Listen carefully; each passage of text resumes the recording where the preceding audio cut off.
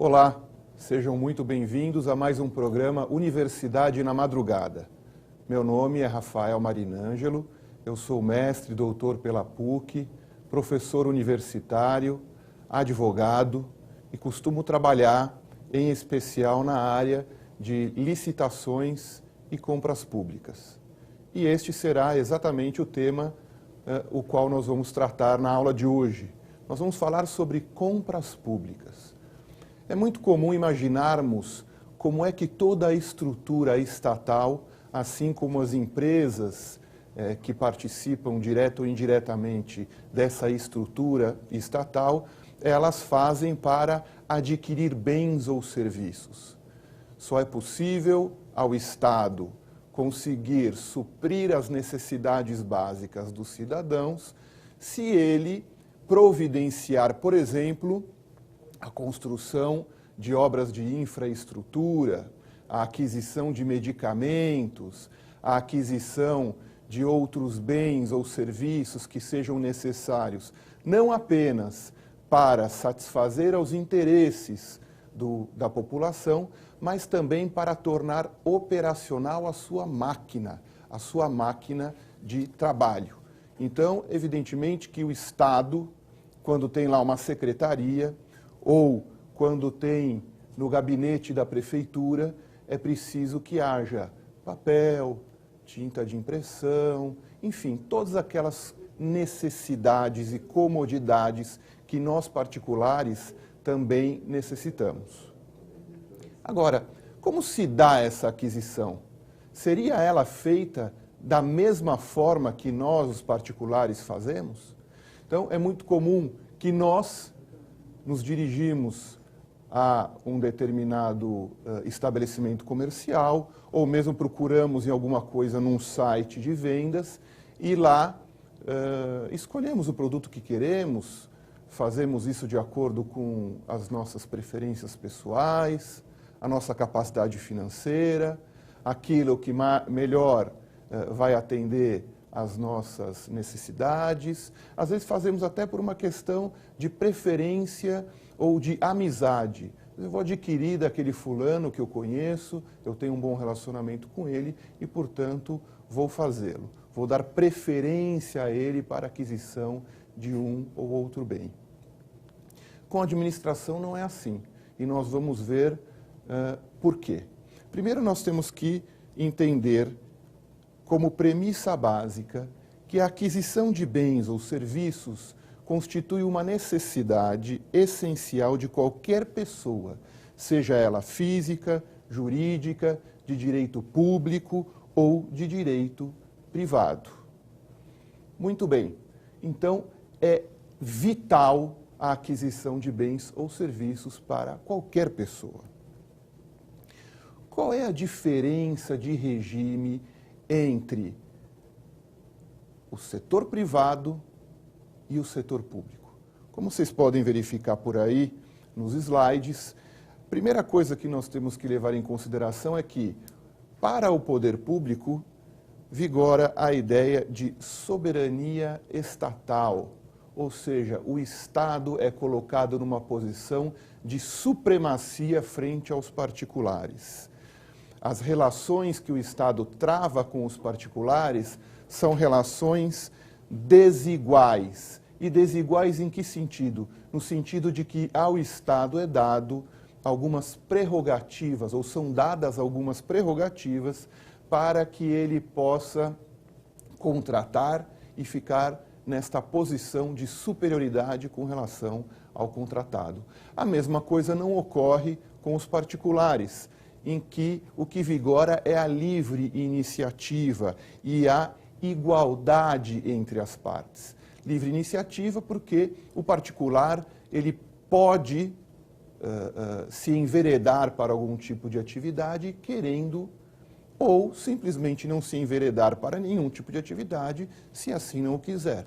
Então ele age de acordo com a sua própria vontade, por isso a gente chama aqui de autonomia privada. As relações contratuais entre os privados são feitas de tal modo que os privados unem-se contratualmente se quiserem ou não, E as condições desse contrato serão feitas de acordo com um debate prévio e atendendo, na medida do possível, de maneira igualitária, as duas partes que estão lá contratando.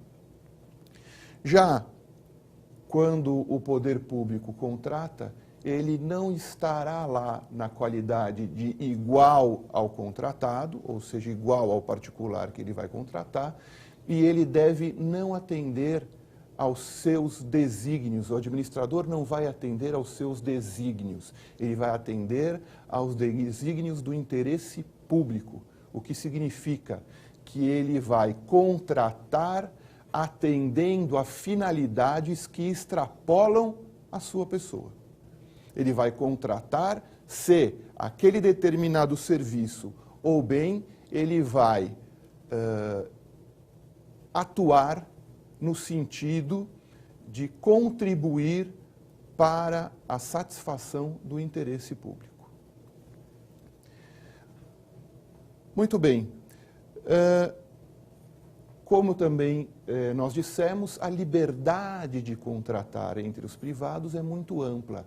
Já para os entes públicos, não ocorre da mesma maneira. Por quê? Porque o ente público ele deverá necessariamente contratar apenas da forma e nas hipóteses previstas em lei. É o que nós chamamos de princípio da legalidade. Além disso, ele deve fazer por meio da impessoalidade, ou seja, ele não vai contratar valendo-se de preferências pessoais, ele vai contratar aquele que puder lhe oferecer o melhor bem da maneira mais vantajosa possível. E, por fim, essa contratação ela tem que ser necessariamente precedida de um processo formal, que é o processo que nós chamamos de processo licitatório. Muito bem. E quais são as regras que a administração deve seguir para poder atender aos desígnios da lei? Deve seguir as regras, vamos dizer assim, de modo geral, da Lei 8666 de 1993, que é a Lei de Licitações e Contratos Públicos.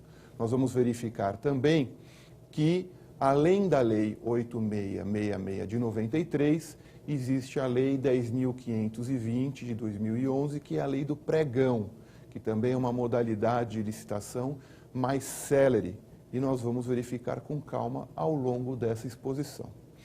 Muito bem. Vamos entender, então, um pouco de quais são os princípios norteadores da administração pública. Ou seja, quais são os valores que a administração pública deve seguir para poder atuar de acordo com a lei. Bom, o primeiro dos princípios que vigoram na administração pública é a supremacia do interesse público sobre o privado. Ou seja, os interesses da coletividade são mais importantes do que os interesses particulares. Logo, à administração são conferidos poderes especiais que o colocam em posição de superioridade. Então, a administração deve se pautar por este princípio. Além deste princípio, deve se pautar também pelo princípio da indisponibilidade do interesse público, ou seja, os agentes públicos não são donos do interesse por eles defendidos. Então, ao administrador público, não é possível, por exemplo, dizer, eu não vou cobrar tal sujeito que nos deve, afinal de contas, ele é tão gente boa, eu não tenho motivo nenhum para cobrá-lo, vamos deixar isso por aí. Não. Ele não pode fazer isso. Ele não pode fazer isso porque o interesse que ele está defendendo não é dele. E, portanto, como ele não é titular desse interesse, ele não pode dispor desse mesmo interesse. Ele deve, sim, sempre atender ao que a legislação determina para que o interesse público seja prestigiado. Muito bem, além disso, há o princípio da legalidade. Então, o exercício da função administrativa não deve ser pautada pela vontade do administrador. Deve ser pautada pela lei. O administrador vai fazer aquilo que a lei determina que ele faça. Veja que é diferente do que ocorre com o particular. O particular pode fazer qualquer coisa que a lei não proíba, mas o administrador não. O administrador só pode fazer aquilo que a lei determine que ele faça. Além disso, o princípio da impessoalidade. Por esse princípio, o administrador deve ser imparcial na defesa dos interesses públicos e deve, portanto, evitar ou não deve permitir discriminações e privilégios indevidamente dispensados aos particulares. Além disso, o administrador deve se pautar pelo princípio da moralidade. Por esse princípio, o administrador deve respeitar aos padrões éticos da boa-fé, ao decoro, lealdade, honestidade e probidade incorporados pela prática diária no conceito da boa administração. Também deve se pautar pelo princípio da publicidade, que é o dever de divulgação de todos os atos praticados. Esse princípio é muito importante. Primeiro, porque é pela publicidade que se tem conhecimento do teor da decisão do administrador público, das consequências daquele ato do administrador público. Este ato passa a surtir os seus efeitos e, mais, ele é passível de controle pelos próprios cidadãos. Os cidadãos vão saber o que ocorre, o que não ocorre e poderão, então, controlar ou pautar as suas condutas de acordo com aqueles atos que foram proclamados pelo administrador público. Além disso, um princípio muito caro, em especial aos dias de hoje em que tudo está cada vez mais escasso, os recursos são cada vez mais escassos, é o princípio da eficiência, que tem por objetivo implementar um modelo de administração pública gerencial voltado para o controle de resultados na atuação estatal. Então, o Estado não deve mais ser visto como aquele Estado moroso que outrora existia. Ele deve ter, sim, alguns elementos típicos da iniciativa privada, como, por exemplo, a economicidade, a redução de desperdícios, a qualidade, a rapidez, a produtividade e o rendimento funcional. Muito bem. Então, entendido esse conceito todo, todos esses princípios que regem a administração, fica mais fácil entender o porquê da licitação.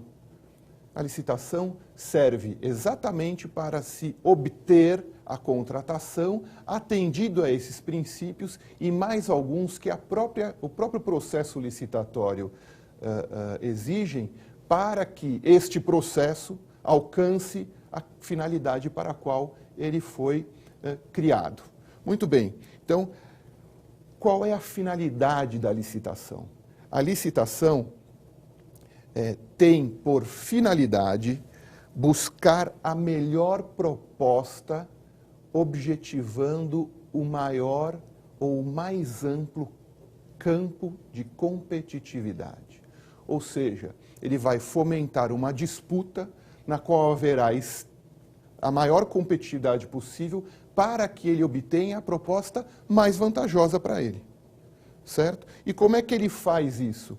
Ele faz oferecendo iguais condições a todos os que queiram contratar com a administração, promovendo, em nome da isonomia, a possibilidade de participação no certame licitatório de quaisquer interessados que preencham as condições previamente fixadas no instrumento convocatório. Muito bem. Então, para nós podermos entender, quando a administração deseja adquirir um bem ou serviço, ela vai redigir um edital no qual estará a descrição de qual é o objeto dessa contratação. Então, objeto é a contratação de um bem ou é de um serviço? E que bem e que serviço é este?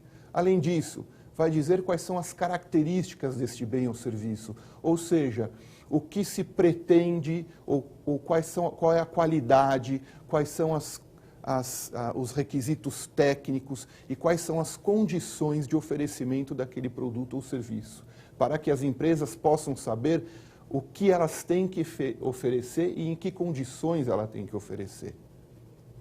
E além disso, a administração pública vai também definir quais são os requisitos que essas empresas têm que preencher para se tornarem elegíveis, e é essa palavra que nós usamos, né, no processo licitatório. Ou seja, quais são os requisitos que ela tem que preencher em termos jurídicos, econômicos e técnicos para poder prestar esses bens ou serviços.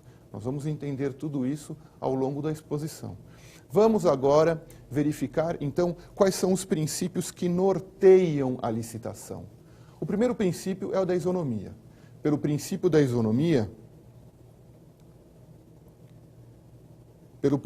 isonomia, o tratamento será igualitário a todos. Não haverá nenhum tipo de discriminação entre um ou outro potencial prestador de serviço ou de bens para a administração pública.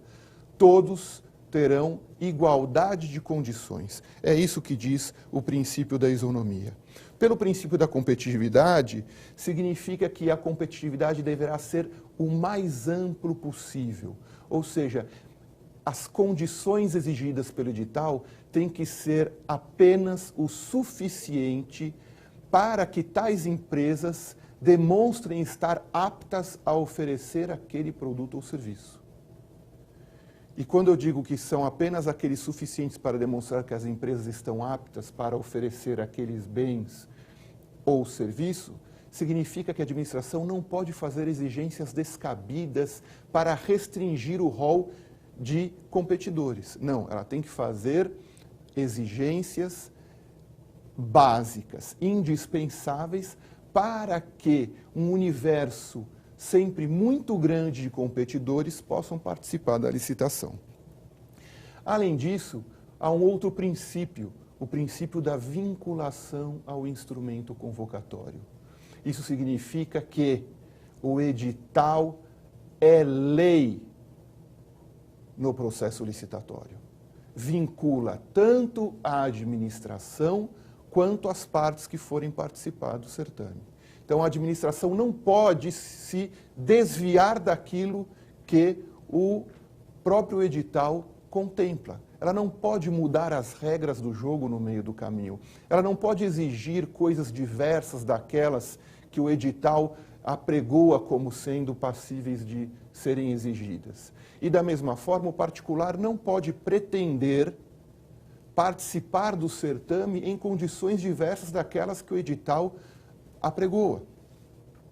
Então, se é uma prestação de serviço por uma empresa, né, que tenha expertise numa determinada obra, não é possível que uma empresa sem nenhuma expertise naquela obra possa participar. Apenas, por exemplo, em nome do princípio da competitividade. Vejam que os princípios têm que ser sopesados. Então, o princípio da competitividade não significa que é possível qualquer empresa participar, mas sim todas as empresas que estejam em condições de fazê-lo. Por isso, fazendo de novo aqui o link ao princípio da vinculação ao edital, não é possível alterar as regras constantes do edital para incluir, vamos lá, porque assim eu incluo mais uma empresa, ou mais duas, ou mais três empresas, e aí eu amplio o espectro de empresas passíveis de serem eleitas como passíveis de contratar com a administração pública. Muito bem. Além disso, o outro princípio do processo licitatório é o de julgamento objetivo. O que significa isso? Todos os critérios para que uma empresa seja classificada dentro do processo licitatório deve ser objetivo. Esses critérios todos devem ser objetivos. Não pode ficar ao ao arbítrio da comissão de licitação ou ao arbítrio da administração pública. A administração não pode dizer assim, para este quesito, eu acho que eu vou levar em consideração tais elementos. Sim, mas tais elementos estavam previstos no edital? Não, não estavam previstos no edital. Então, não podem ser considerados.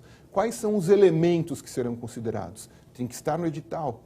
E como é que eu apuro esses elementos? Tem que ser uma apuração objetiva.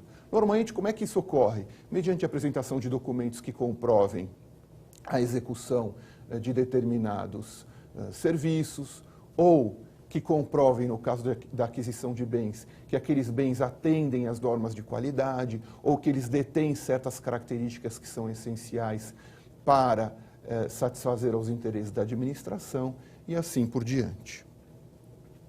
Além disso, um outro princípio é da indistinção, ou seja, não é possível fazer nenhum tipo de discriminação em favor de um ou outro concorrente em razão, por exemplo, do seu domicílio ou da naturalidade daquela pessoa. Por exemplo, só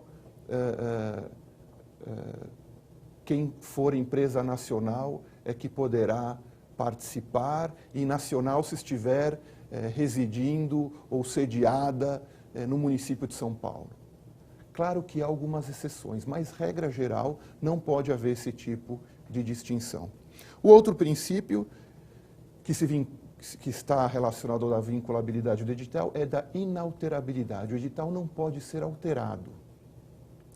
Se for necessário alterar o edital, ele deverá ser feito de maneira justificada, abrindo novo prazo para que outras empresas possam também avaliar se agora estão ou não em condições de participar do certame, ou se agora interessa ou não participar do certame, e poderão fazê-lo, então, diante desta alteração. Então, a regra é, não se deve alterar o edital. Se porventura isso for indispensável, o administrador deve justificar os motivos pelos quais está fazendo e abrir prazo, novamente, para que todas as empresas possam tomar conhecimento desse edital e avaliar se elas estão em condições ou não de participar do certame. Além disso, princípio do sigilo das propostas. Como é que funciona um processo licitatório? Um processo licitatório, regra geral, ele é feito da seguinte maneira.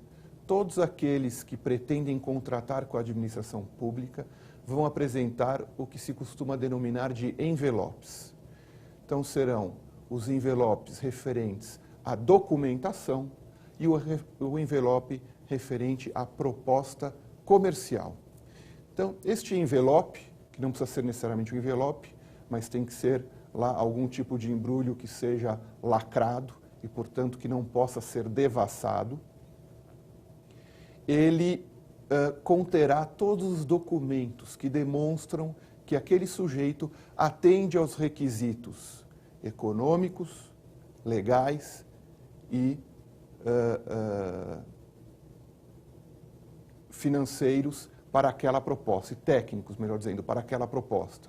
Ou seja, ele tem que comprovar que está tudo em ordem com as suas questões jurídicas, que ele detém capacidade financeira para executar aquele contrato e que ele detém a técnica necessária para aquele contrato. Ou, se for uma contratação de bens, que ele tem os bens que atendem às exigências da administração pública. Muito bem, esse é o primeiro envelope. O segundo envelope é o envelope de proposta comercial. É lá, neste outro envelope, também indevassável, que o particular vai colocar: eu ofereço o preço de tanto para prestar este serviço ou alienar este bem para você, administração pública. Esses envelopes devem ficar em sigilo, não podem ser abertos em hipótese nenhuma até a sessão que ocorrerá, uma sessão pública, de abertura desses envelopes. Aí sim, todo o conteúdo desses envelopes serão publicizados. Até este momento, não. É isso o que diz o princípio do sigilo das propostas. O outro princípio é de vedação à oferta de vantagens. O que significa isso? Significa que um determinado concorrente do processo licitatório não pode vincular a sua proposta à proposta do outro concorrente. Então, vamos dizer que todo mundo apresentou os seus envelopes de documentos e seus envelopes de proposta comercial, ou seja, com os valores para a alienação daqueles bens ou para a prestação daquele serviço. E um dos sujeitos diz lá, olha, o meu preço é de X, mas se alguém oferecer menor, eu posso fazer pelo valor menor com um desconto de 10%. Então vejam que, primeiro, esta proposta comercial, ela não é necessariamente objetiva, né? Já que ela está dizendo, olha, eu vou fazer por um preço de X, mas posso fazer por qualquer outro preço e ainda com um desconto menor. Então, dê aquele preço que você acha que você é capaz de fazer, desde logo. Seria essa a postura adequada para esse participante do certame. Se ele fizer esse tipo de proposta condicionada a uma outra, né, ou seja, atribuindo uma vantagem, ó, eu dou uma vantagem maior do que a melhor proposta, isso é vedado, não será aceito pela comissão de licitação. Além disso, outro princípio é do formalismo procedimental, ou seja, o processo licitatório ele é por natureza formal. E essa formalidade não tem o sentido apenas de dificultar as coisas, não. Na verdade, essa formalidade tem o sentido de prestigiar a ampla competitividade e dar rigidez, ou seja, tornar o processo extremamente claro e objetivo, sem que haja margens a preferências ou desvios por parte do administrador ou mesmo do particular. Muito bem, feita essa breve introdução, de que maneira a administração pode contratar? Ou seja, quais são os tipos de licitação previstos pela Lei 8666? A administração pode contratar da seguinte forma, ou pelo menor preço, ou pela melhor técnica, ou conjugando o menor preço com a melhor técnica. Como é que funciona isso? Muito bem, pelo menor preço, o critério predominante da seleção da proposta mais vantajosa é aquela que oferecer o menor preço.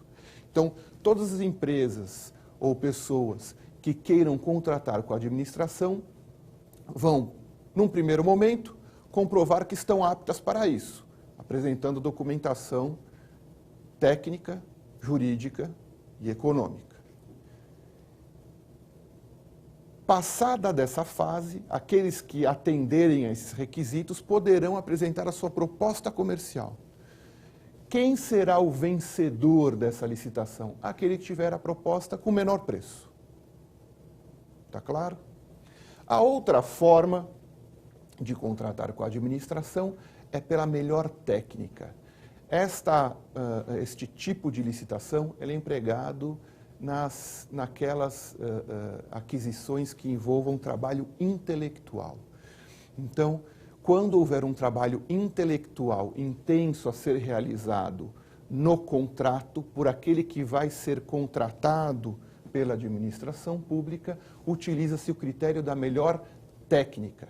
Como é que funciona isso? A administração vai enunciar no edital aquilo que ela deseja. Por exemplo, vamos supor que ela deseje contratar um serviço de projetista para determinadas escolas que atendam a uns requisitos técnicos que a administração exige e ela quer escolher o melhor projeto, aquele projeto que seja mais inovador, que apresente soluções mais criativas para aquele edifício que ela depois, a administração, construirá como escolas por exemplo, na região do município de São Paulo. Muito bem, então ela vai enumerar alguns critérios. Por exemplo, vida útil do bem a ser construído, acessibilidade e assim por diante. E vai dizer lá, segundo esses critérios, qual é a forma de pontuação. Então, como é que será pontuado cada um desses critérios? O da acessibilidade, o da vida útil do projeto e assim por diante. Muito bem. Aqueles que pretendem, então, contratar com a licitação irão apresentar, da mesma forma, os documentos técnicos dizendo que são aptos para poder contratar com a administração e este documento que irá dizer ou que irá trazer todas aquelas enunciações que são necessárias para participar. No caso do projeto, vai apresentar o próprio projeto. Olha, aqui está o projeto que eu estou ofertando para a administração pública. E, ao mesmo tempo, vai ofertar um custo para isso, para a confecção ou para a execução desse projeto, o custo será de X, Y ou Z. Como é que a administração classifica essas propostas? Então, de acordo com aqueles critérios objetivos, ela vai dizer, olha, o que atendeu, o que teve a maior pontuação na questão técnica foi o fulano. Tudo bem, só que quem ofereceu o menor preço foi o Beltrano. Mas o que está interessando aqui? Interessa a melhor técnica. Então a administração vai conversar com o fulano e tentar negociar o preço que o fulano deu para a contratação com a administração pública, utilizando como base o menor preço que foi aquele ofertado pelo Beltrano. Então vejam que, embora o que esteja em voga é a melhor técnica, a administração deverá também procurar negociar com o vencedor da licitação para diminuir o preço. Não é o preço que vai definir, e sim a técnica. Mas isso não quer dizer que o administrador não deva negociar e tentar obter o maior desconto possível no preço daquele que se sagrou vencedor pela melhor técnica. O outro tipo de licitação é melhor técnica e preço. O que é o melhor técnica e preço? É a conjugação dos dois primeiros. Então, além do sujeito ter que oferecer as condições, ter que pontuar da melhor maneira possível nos quesitos técnicos, ele também tem que oferecer o menor preço. Aí a questão é, e como é que eu conjugo essas duas coisas? Porque alguém pode oferecer um preço muito baixo, mas não atende todos os critérios, ou não tem uma boa classificação em todos os critérios técnicos. O edital vai dar critérios para que seja obtido um valor de acordo com a média ponderada daquela pontuação de técnica e de preço. Isso significa que ambos os critérios irão pesar na escolha do administrador e irão pesar de acordo com essas médias ou com esses pesos que a administração irá impor no próprio edital. Por fim, outro tipo de licitação é pelo melhor lance. Esse tipo de licitação é típico, normalmente, de leilões. Por quê? Porque é o melhor lance, aquele que ofertar o maior preço é quem vai sagrar-se vencedor do certame. Muito bem, então nós vimos aqui quais são os tipos de licitação. Agora veremos quais são as modalidades de licitação. Nas modalidades de licitação nós temos a concorrência, a tomada de preços, o convite, o concurso, o leilão, a consulta e o pregão. Vamos falar primeiro da concorrência. A concorrência é a modalidade mais rigorosa de licitação. Até por isso ela é aplicada em compras de bens e aquisição de serviços de maior vulto. Para a aquisição de serviços, por exemplo, como serviços de engenharia, ela é obrigatória para aquelas obras cujo valor sejam acima de R$1,5 milhão. E para a contratação dos demais objetos, e isso inclui também aquisição de bens, ela é obrigatória nos valores acima de R$650 mil.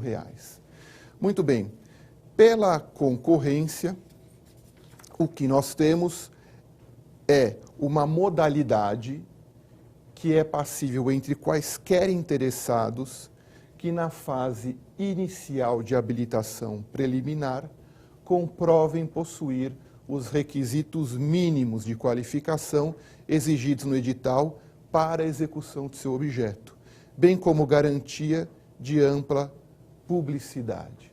Então, esse modelo, ele será necessariamente precedido de uma fase de habilitação técnica.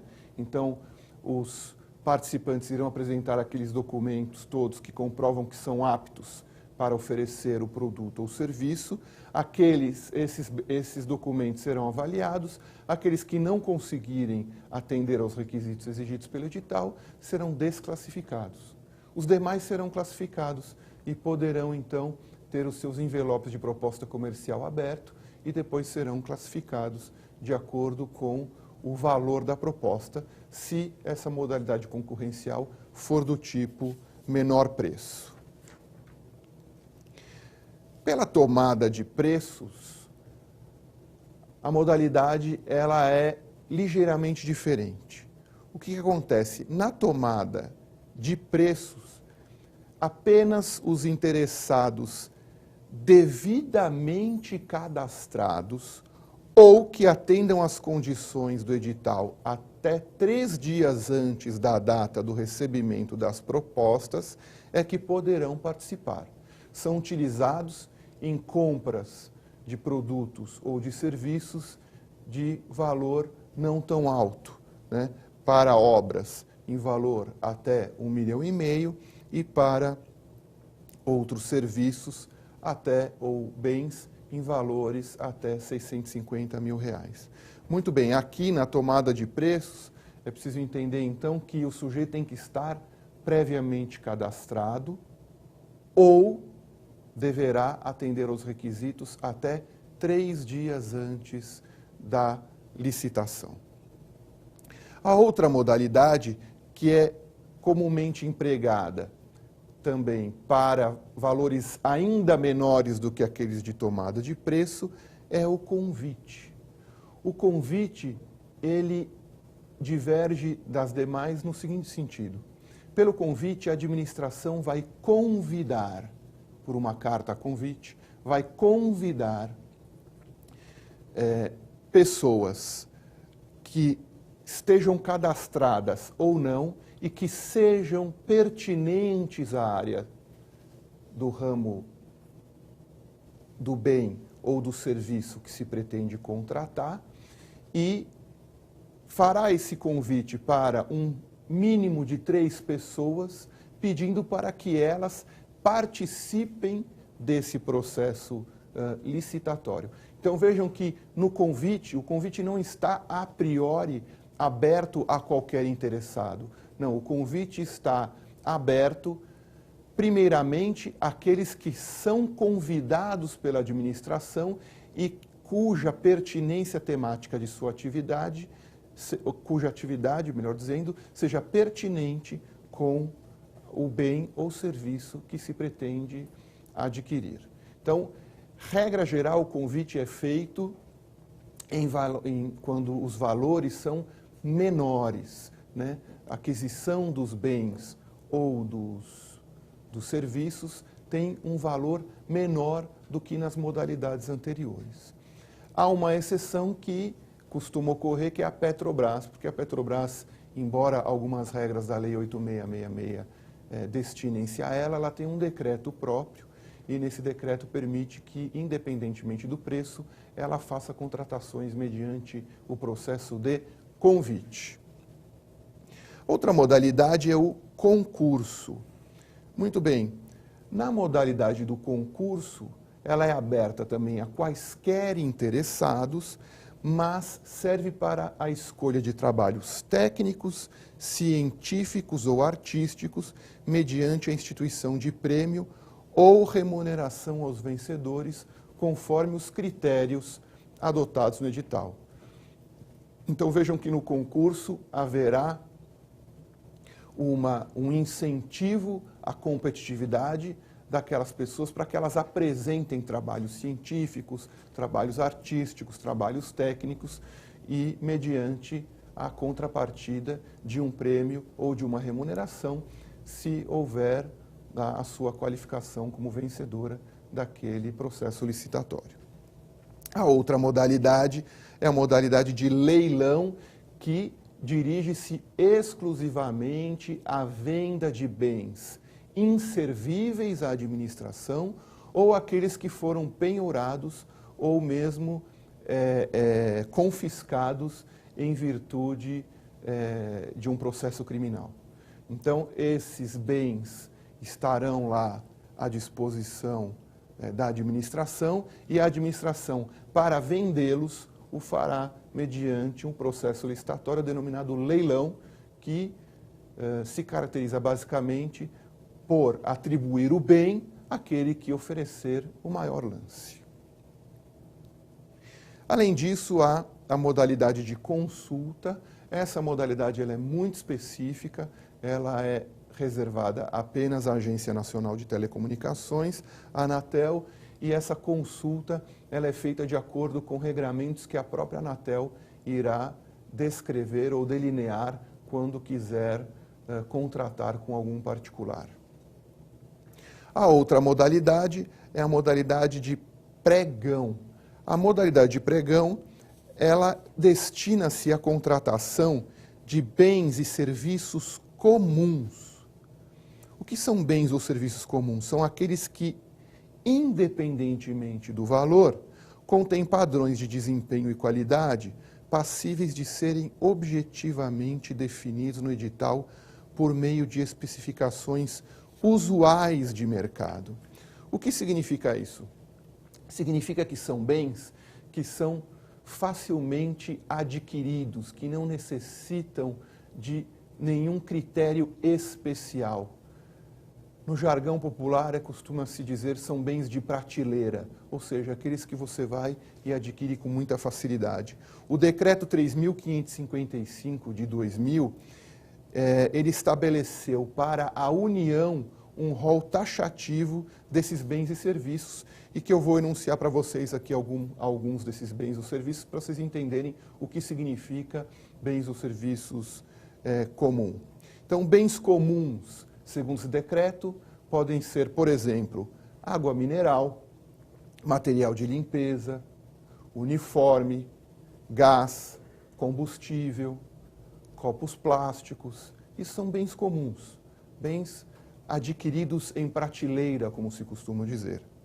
Os serviços comuns são serviços de assinatura de jornais e revistas, serviços de ascensorista, serviços de jardineiro, de motorista, telefonista, serviços gráficos. O pregão, ele foi uma inovação muito importante. Primeiro porque ele trouxe uma celeridade maior aos procedimentos licitatórios, em especial com a vinda do pregão eletrônico, ou seja, é o pregão realizado pela rede mundial de computadores. As partes fazem os lances pela internet e sagra-se vencedor aquele que oferecer o menor preço. E para finalizar, dentre as modalidades de licitação, existe a chamada registro de preços. Esse sistema é utilizado para compras e serviços rotineiros, que são constantemente necessários à administração, mas que não são contínuos. Ou seja, em regra, a administração precisaria licitar cada vez que fosse adquirir esses bens ou serviços. Mas, para não ter que ficar licitando o tempo todo, o que ela faz?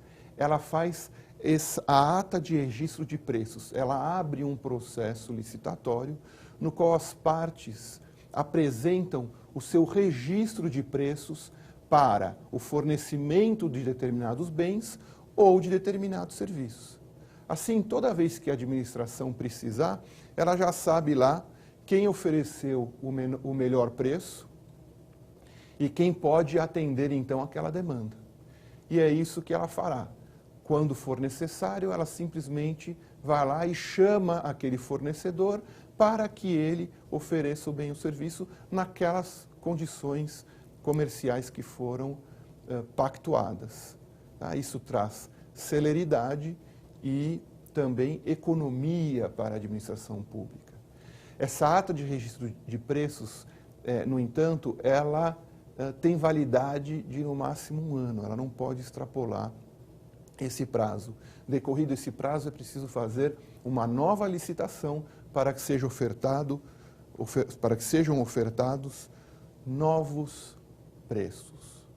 Muito bem, com a explicação que nós demos aqui, foi possível verificar que contratar com a administração pública é muito diferente da contratação entre particulares. É mais complexo, envolve uma série de rigorismos, existem todas as exigências legais, sejam as regras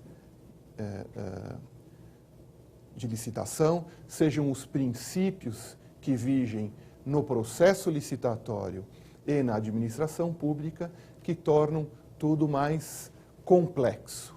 Eu espero que, com as explicações que foram aqui dadas, todos vocês possam aí ter uma visão mais ampla do assunto e, querendo se aprofundar, estaremos à disposição para tirar dúvidas ou mesmo oferecer novas aulas nas quais nós poderemos tratar de cada um dos assuntos com mais vagar.